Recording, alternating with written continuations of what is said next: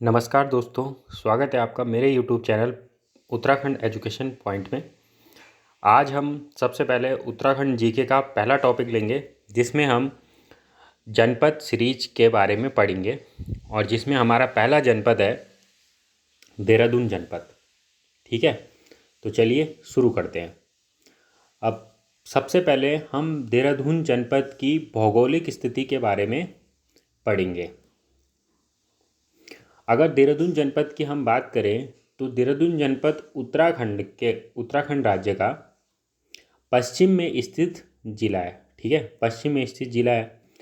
और यदि मैं इसकी सीमाओं की बात करूं तो इसकी जो बाह्य राज्यों से जो सीमाएं लगती हैं वो कुल 2 राज्यों से इसकी सीमाएं लगती है। पहला राज्य है हिमाचल प्रदेश, दूसरा राज्य है उत्तर प्रदेश। काफ़ी एग्ज़ामों में क्वेश्चन आया है कि उत्तराखंड राज्य की जो सीमा लगती है वो कितने राज्यों से लगती है और कौन कौन से राज्य हैं। तो पहला राज्य है आपका हिमाचल, दूसरा राज्य है उत्तर प्रदेश। और हिमाचल के सिरमौर जो ज़िला है उससे देहरादून की सीमा लगती है, और उत्तर प्रदेश का सहारनपुर, हिमाचल का सिरमौर और आपका उत्तर प्रदेश का सहारनपुर। ठीक है, सहारनपुर जो ज़िला है उससे आपके देहरादून ज़िले की सीमाएं लगती हैं।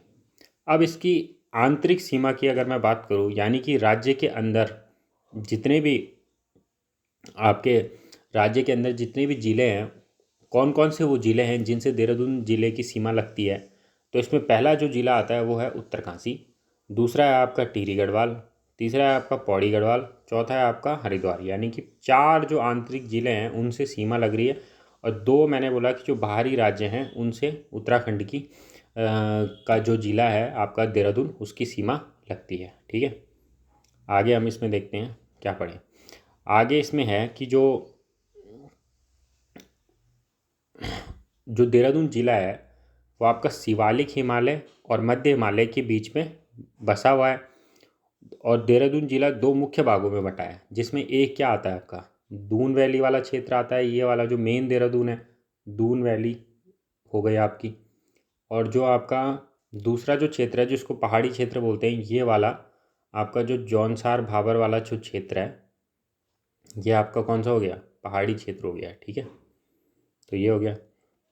अब आगे चलते हैं। ये मैंने आपको पढ़ा दिया कि उत्तराखंड राज्य की सीमाएं किस किस से मिलती है।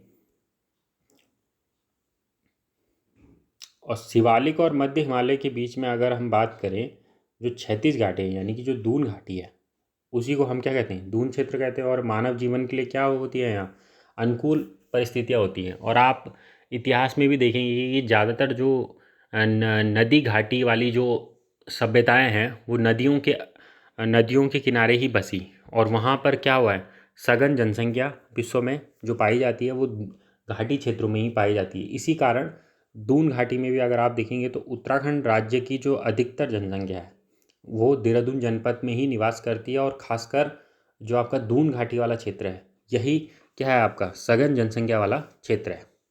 और देहरादून राज्य का क्या है, सबसे बड़ा दून है। और ये कितना लंबा है, 75 किलोमीटर लंबा है। और देहरादून में अगर मैं बात करूँ सब सर्वाधिक वर्षा की, तो सर्वाधिक वर्षा होती है आपकी राजपुर में 318 सेंटीमीटर। अब हम बात करेंगे उत्तराखंड का जो देहरादून जनपद है, देहरादून जनपद के इतिहास के बारे में हम बात करेंगे कि इतिहास क्या है देहरादून जनपद का। तो देहरादून जनपद के अगर हम इतिहास की बात करें तो इतिहास में अगर हम इसका वर्णन देखते हैं तो सबसे पहले जो देहरादून जनपद था, वहाँ पर सिखों के जो गुरु थे राम राय, वो 1676 में करतारपुर पंजाब से आए। अब गुरु राम राय कौन थे, गुरु राम राय जो सिखों के जो गुरु थे आपके हर राय, उनके छोटे पुत्र थे गुरु राम राय। उनके अपने पिता हर राय से अनबन हो गई, जिस कारण वो क्या आए थे 1676 में करतारपुर पंजाब से देहरादून आ गए। और देहरादून में उन्होंने डेरा डाला, जिस कारण देहरादून का नाम क्या हो गया, देहरादून हो गया।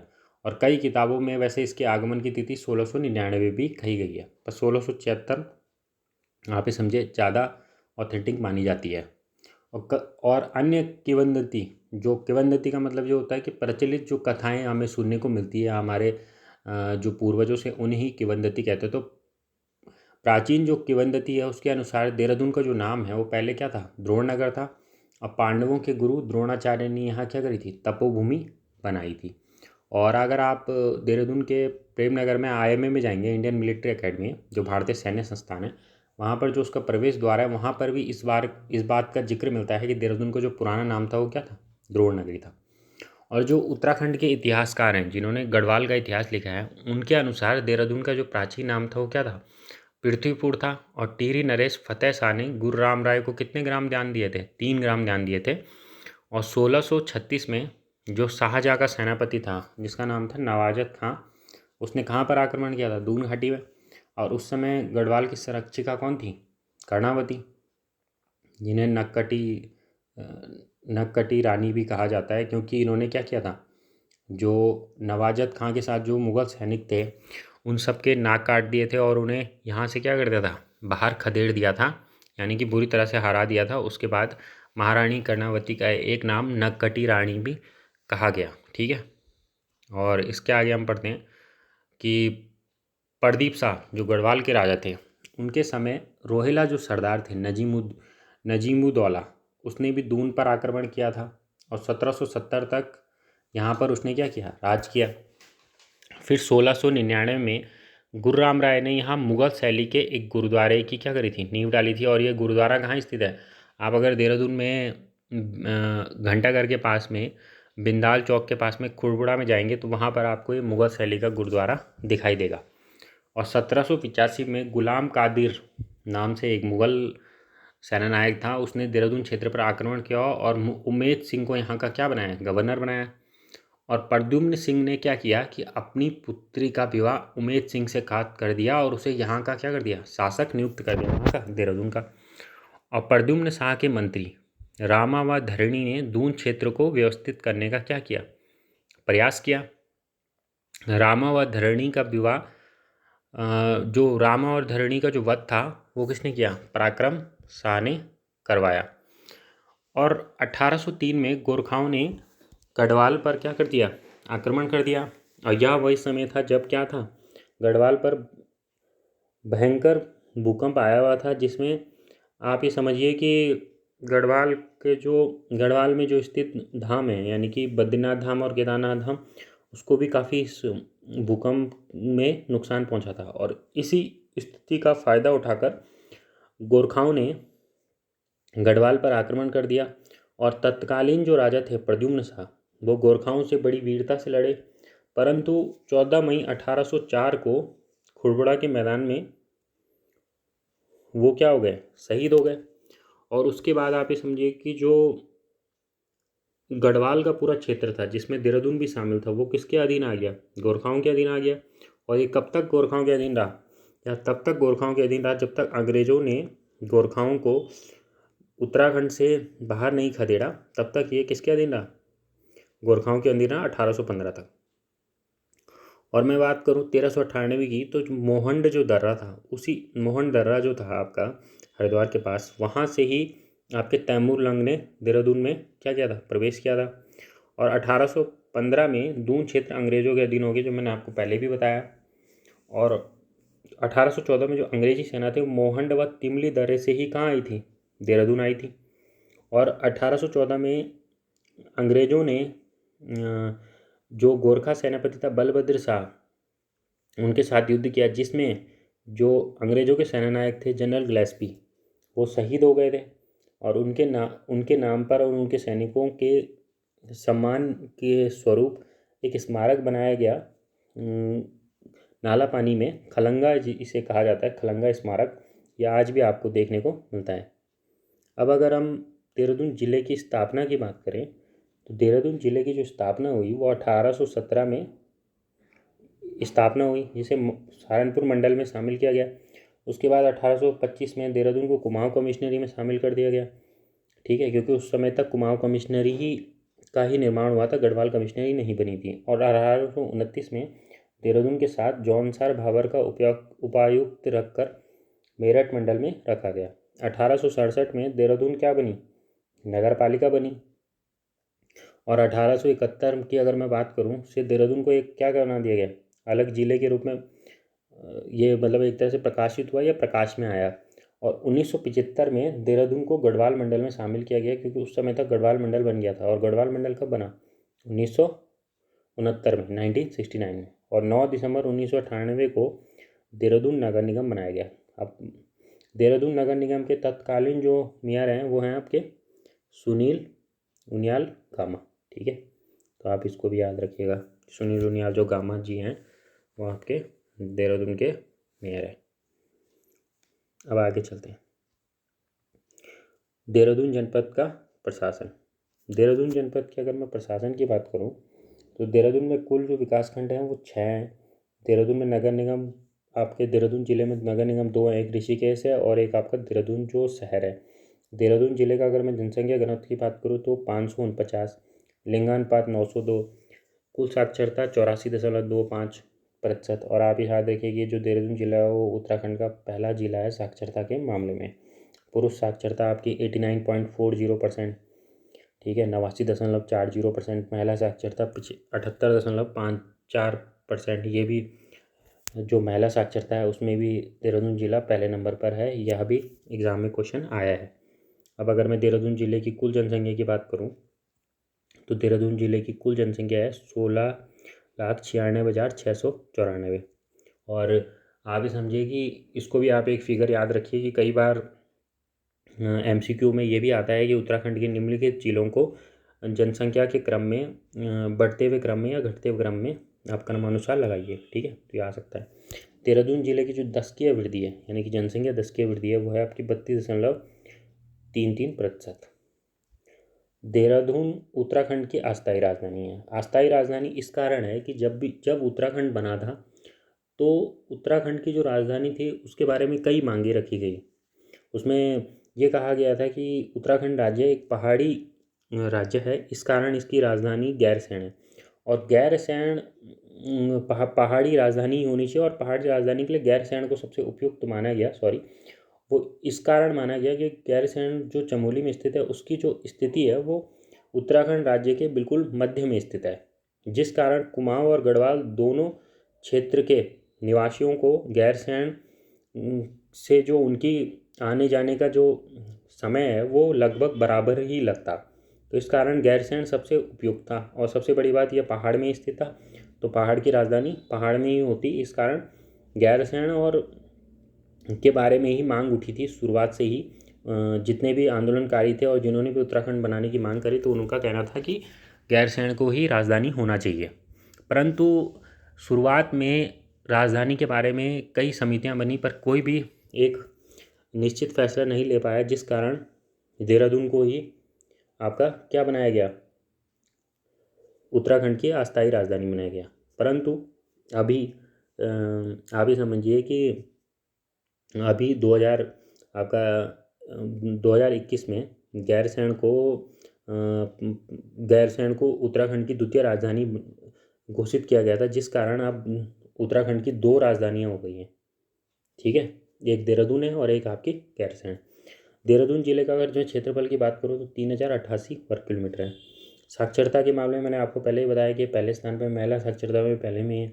और देहरादून जनपद में जो नगरीय जनसंख्या है वो 55.52% है। ठीक है, अगर मैं इसकी विधानसभा क्षेत्रों की बात करूं तो विधानसभा क्षेत्र देहरादून में जो आपके कुल हैं वो है 10 हैं, जिसमें आपका विकासनगर, देहरादून, धर्मपुर, मसूरी, रायपुर, डोईवाला, सहसपुर, ऋषिकेश, राजपुर, आपका चक्राता। पर यहाँ पर आपके लिए जो इम्पोर्टेंट बात है वो यह है कि देहरादून में 2 क्षेत्र ऐसे हैं जो आरक्षित हैं। जैसे पहला आपका राजपुर है जो अनुसूचित जाति के लिए, और एक चक्राता है अनुसूचित जनजाति के लिए। ठीक है, और देहरादून में अगर मैं तहसीलों की बात करूं तो 7 तहसील हैं, जिसमें आपका चक्राता, त्यूनी, कालसी, ऋषिकेश, डोईवाला, देहरादून, विकासनगर स्थित हैं। और अगर मैं विकास खंड की बात करूं तो विकास खंड जो कुल देहरादून में है वो हैं आपके सहसपुर, कालसी, डोईवाला, रायपुर, चक्राता और विकासनगर। अब आगे चलते हैं। अब अगर मैं देहरादून में राष्ट्रीय उद्यान की बात करूं, ठीक है, तो देहरादून में राष्ट्रीय उद्यान, वन और वन्य जीव की अगर मैं बात करूं तो देहरादून को वन नगर कहा जाता है, क्योंकि देहरादून के आसपास के जो क्षेत्र है जैसे थानू क्षेत्र हो गया आपका जो ये राजा जी नेशनल पार्क वाला जो क्षेत्र हो गया, आपका ये प्रेमनगर वाला क्षेत्र हो गया, चकराता वाला क्षेत्र हो गया, तो काफ़ी जगहों पर आपको वन काफ़ी दिखाई देंगे, जिस कारण देहरादून को वन नगर भी कहा जाता है। देहरादून के 51.59% भाग पर क्या है, वन है। राज्य के अगर मैं नदी बेसिनों की बात करूं तो उसमें प्रतिशत की दृष्टि से सर्वाधिक जो वन है वो टॉन्स नदी में, और टॉन्स नदी कहाँ स्थित है आपकी, टॉन्स नदी जो बेसिन है वो देहरादून में ही स्थित है आपका, ठीक है। और बेसिन की अगर आप बात करें तो बेसिन का मतलब ये होता है कि नदी जिस क्षेत्र से जल प्राप्त करती है वो सभी जो क्षेत्र होता है वो बेसिन में आता है। और आप ये भी याद रखिए कि नदी जिस क्षेत्र के आसपास बहती है वो भी लगभग आपका बेसिन में ही उस क्षेत्र को शामिल किया जाता है। और दून घाटियों की अगर मैं बात करूँ तो यहाँ पर कैसे वन पाए जाते हैं, मानसूनी वन पाए जाते हैं जो 1500 मीटर ऊंचाई तक मिलते हैं। राज्य के पहले अगर मैं चिड़ियाघर की बात करूँ तो देहरादून जू है, पहला चिड़ियाघर है राज्य का, उत्तराखंड राज्य का, और इसका पुराना नाम क्या है, मालसी डियर पार्क है। और सबसे इम्पोर्टेंट यहाँ पर एक इम्पॉर्टेंट है कि राज्य वन्य जीव जो बोर्ड होता है उसका प्रधान अध्यक्ष कौन होता है, प्रधानमंत्री नहीं, मुख्यमंत्री होता है, सॉरी। तो राज्य वन्य जीव बोर्ड का जो पदेन अध्यक्ष है वो हैं आपके मुख्यमंत्री। और इस समय जो मुख्यमंत्री हैं आपके कौन है, पुष्कर सिंह धामी। यानी कि अगर एग्ज़ाम में क्वेश्चन आया है कि उत्तराखंड राज्य वन्य जीव बोर्ड का पदेन अध्यक्ष वर्तमान में कौन है, और ऑप्शन में आपको सबके नाम दिए गए नेताओं के, तो आपको इसमें जो सही आंसर करना है वो करना है पुष्कर सिंह धामी, ठीक है। और राज्य का प्रथम जो वन्य जीव संरक्षण केंद्र है वो आपका मोतीचूर जो वन्य जीव बिहार था, वो राज्य का पहला क्या था, वन्य जीव संरक्षण केंद्र। ये क्वेश्चन भी एग्जाम में आ सकता है। और 1935 में इसकी स्थापना हुई थी देहरादून में, किसकी, मोतीचूर वन्य जीव विहार की। और राजा जी की जो स्थापना हुई, राजा जी वन्य जीव विहार की, जिसे नेशनल पार्क का भी दर्जा है, राष्ट्रीय पार्क का भी, राष्ट्रीय उद्यान का भी दर्जा है आज वर्तमान में, इसकी स्थापना हुई थी 1948 में। और आसन जो वेटलैंड का मतलब होता है आर्द्र भूमि जो संरक्षण क्षेत्र है, उसकी स्थापना हुई थी 2005 में देहरादून में, आसन नदी पे है स्थित, और इसका क्षेत्रफल है 440 वर्ग हेक्टेयर क्षेत्रफल में ये फैला है। और सबसे बड़ी बात यह है कि ये राज्य का पहला आर्द्र भूमि स्थल है, जिसे रामसर जो एक संधि हुई थी उसके अंदर आर्द्र आर्द्र वाले जो वेटलैंड वाले जो क्षेत्र होते हैं उन्हें शामिल किया जाता है, और उसमें काफ़ी सारे क्षेत्र शामिल हैं भारत के। तो उसमें जो उत्तराखंड का पहला और एकमात्र जो क्षेत्र है जिसे रामसर संधि के अंतर्गत शामिल किया गया, तो वो आसन जो आपका वेटलैंड संरक्षण क्षेत्र है, ठीक है। अब बात करते हैं राजा जी राष्ट्रीय उद्यान की। राजा जी राष्ट्रीय उद्यान की बात करूं तो इसकी स्थापना हुई थी 1983 में, पहली बात तो। दूसरी बात यह है कि ये आपका 3 जिलों में स्थित है। 3 जिले कौन कौन से हैं, देहरादून, पौड़ी और हरिद्वार में।